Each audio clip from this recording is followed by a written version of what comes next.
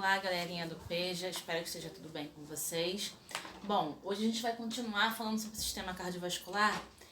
A primeira coisinha é comentar alguns exercícios que eu passei para vocês. Eu mandei a correção no grupo, mas eu queria comentar algumas coisas. Teve um que eu perguntei qual a diferença entre artérias e veias. A artéria é um vaso que sai do coração levando sangue, veias são vasos que chegam ao coração. Outra, qual a função do sangue? A função do sangue é transporte de oxigênio, de nutrientes, hormônios, anticorpos e também pegar aquelas substâncias que eu não quero que vão ser eliminadas, as excretas que a gente chama. 3. Explique as funções dos glóbulos vermelhos e das plaquetas.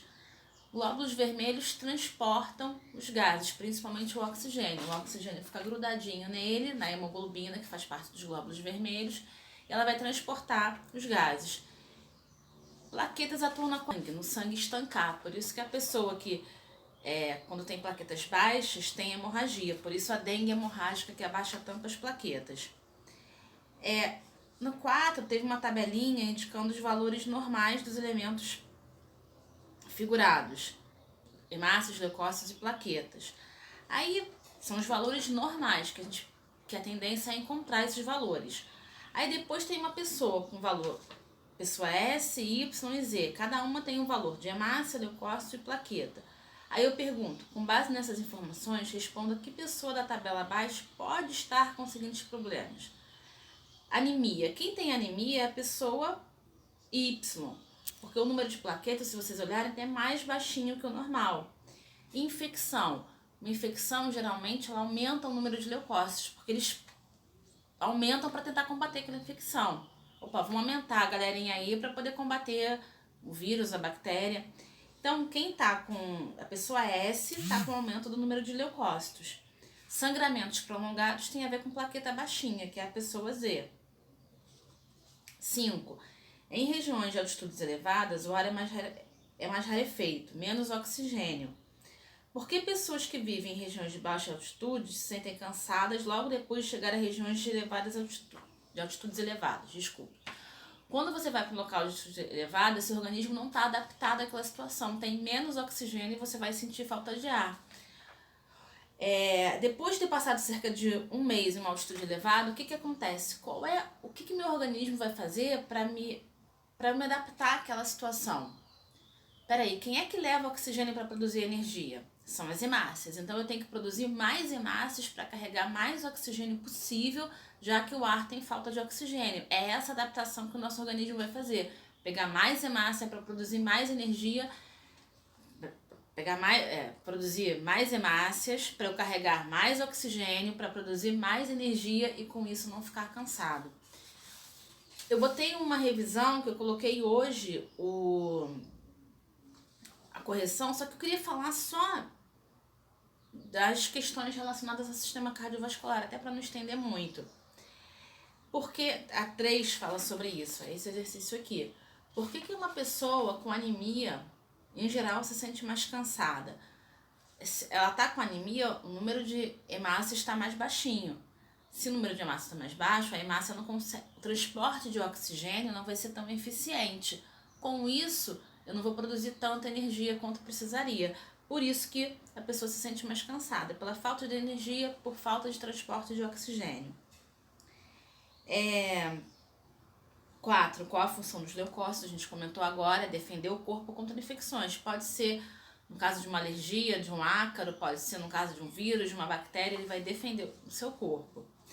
A última questão é fazer um resumo sobre a composição do sangue. O sangue tem uma parte líquida, que é o plasma, que ali tem água, tem hormônios, tem anticorpos, tem várias substâncias dissolvidas e tem os elementos figurados que a gente chama, são os leucócitos, as plaquetas e as hemácias. Bom, hoje eu vou apresentar para você o coração. Olha que desenho lindo que eu fiz aqui do coração. Todo mundo sabe que desenho não é meu forte. Mas só pra gente entender, nosso coração ele funciona como uma bomba, bombeando o sangue, para fazer o sangue circular. E esse sangue circula sempre dentro de vasos. Artérias, veias ou capilares. E esse coração ele é dividido em 4 cavidades. As de cima são os átrios. Então eu tenho átrio direito, átrio esquerdo. As de baixo são os ventrículos. ventrículo esquerdo e ventrículo direito. E entre átrio e ventrículo eu tenho as válvulas atrioventriculares. Olha o palavrão aí. Não precisa gravar esse palavrão, é só para saber que elas estão aqui para impedir o retorno do sangue. Então, o sangue veio para cá, ele não pode voltar para cá. É só para impedir esse retorno. Bom, esse aqui é o nosso coração. Como é que a circulação acontece? Eu divido a circulação em duas. Eu falo em pequena circulação ou circulação pulmonar. E eu falo em grande circulação ou circulação sistêmica. Como é que é isso? Vou tentar fazer um esqueminha aqui. Imagina o seguinte, esse sangue, ele tá cheio de oxigênio. Aí ele saiu, o sangue sempre sai do ventrículo. Ele saiu desse ventrículo, se ele tá saindo por uma artéria. A artéria é vaso que sai do coração. Aí esse sangue, ele vai ser levado por vários vasos sanguíneos. Ele saiu por uma artéria bem calibrosa e vai ser levado por vários vasos sanguíneos para o corpo todo. Olha meu desenho lindo aqui. Porque quando ele é levado para várias partes do corpo, claro que isso aqui tá um desenho só para a gente ter uma noção do que acontece. Eu levei esse sangue para todos os órgãos do meu corpo para esse sangue receber o oxigênio que está aqui. Só que o nosso organismo produziu também o gás carbônico, que não pode ficar no meu corpo. Então, o que acontece? Esse sangue, nessa circulação sistêmica, ele vai para todas as partes do corpo, aí ele retorna ao coração. Ele retorna ao coração aqui na parte direita, aqui no átrio direito. Só que agora ele largou o oxigênio lá e pegou o gás carbônico. Então, quando ele distribuiu esse oxigênio, o oxigênio foi liberado, ele trouxe o gás carbônico. Esse sangue agora, ele está rico em gás carbônico. Eu posso ficar com esse sangue rico em gás carbônico aqui? Eu não posso ficar com ele desse jeito. Então, o que vai acontecer? Vamos ver se eu consigo fazer. Gente, isso aqui é um pulmão, tá?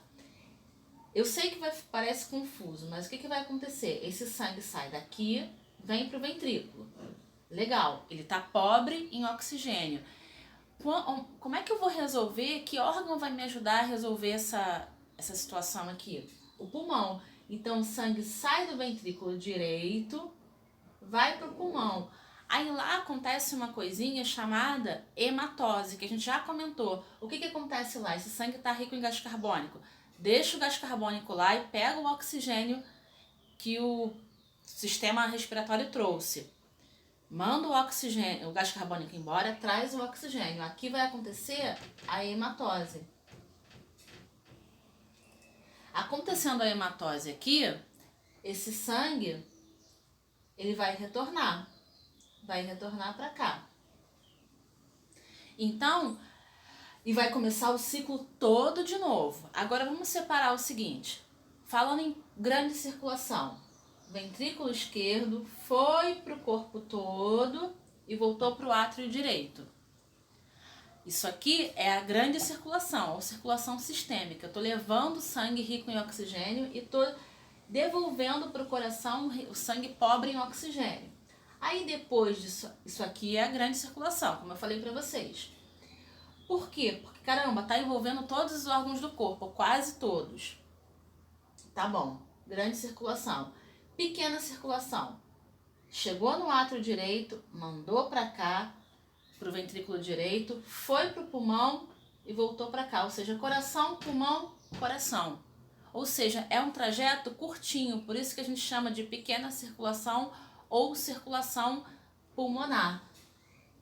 Coração, pulmão, pulmão, coração. Para que essa pequena circulação? Para largar o gás carbônico e pegar o oxigênio. Então, essa aqui é a circulação pulmonar. Essa musculatura aqui do ventrículo esquerdo, ela é mais desenvolvida que a do ventrículo direito. Por quê? Porque o ventrículo esquerdo, ele precisa bombear sangue para o corpo todo. Então ele tem que ter uma musculatura mais desenvolvida. Aqui o trajeto é curtinho, é só até o pulmão. Por isso que a musculatura não precisa ser tão desenvolvida. Bom, agora quando a gente fala em pressão arterial, todo mundo já mediu a pressão alguma vez na vida. Ah, minha pressão é 12/8, minha pressão é 10/6, como é o caso da minha, muitas vezes. O que é essa pressão? O coração, quando contrai, a gente chama de sístole. O ventrículo, quando ele contrai, é sístole. Quando ele relaxa, é diástole. Esses são os movimentos do coração. Quando essa pressão 12/8, pressão arterial, ou seja, que acontece nas artérias, esse 12 é a sístole ventricular, ou seja, ele contraiu. E esse 8 é o relaxamento, a diástole. Esses nomes estão ali no exercício de vocês, mas depois eu passo direitinho. Sístole é a contração. E diástole é o relaxamento. Então, esse 12, essa pressão maior, é a contração desse ventrículo. E a diástole é o relaxamento. Agora, como eu sempre falo para vocês, e nunca é demais comentar, como é que a gente pode cuidar desse carinha aqui? Esse carinha precisa ser cuidado, porque a gente está vendo aí, quem tem problema de coração tem maior risco de desenvolver a forma grave da Covid. Então esse cara precisa ser muito bem cuidado. Bom, todo mundo sabe que cigarro faz mal para o coração, ele pode danificar os vasos sanguíneos.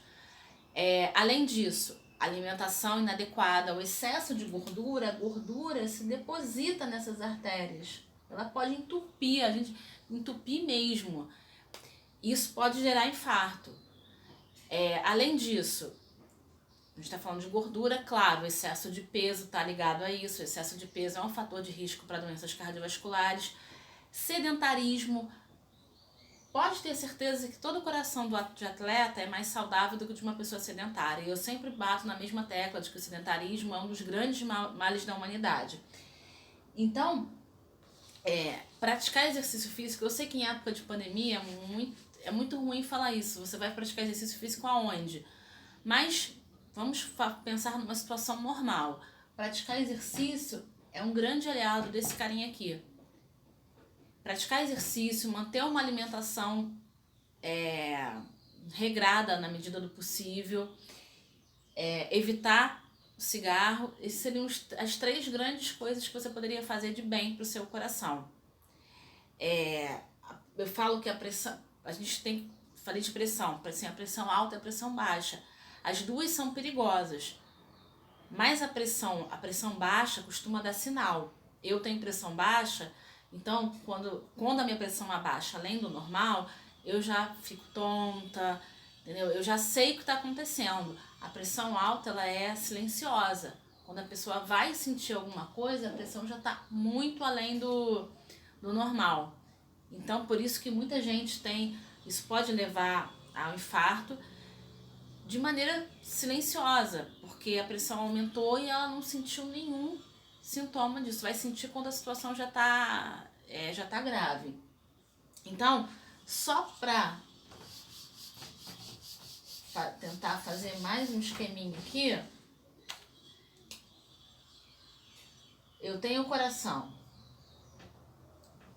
Quando eu falo em grande circulação, o sangue sai do ventrículo esquerdo, vai para o corpo todo e retorna pelo átrio direito.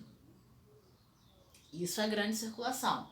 Pequena circulação. Vou até apagar para as coisas ficarem bem... De novo o coração aqui. Pequena circulação. O sangue saiu do ventrículo direito, foi para o pulmão, deixou o gás carbônico, pegou o oxigênio e voltou para o átrio esquerdo. O sangue sempre sai do ventrículo. Ó, meu desenho maravilhoso. Átrio esquerdo.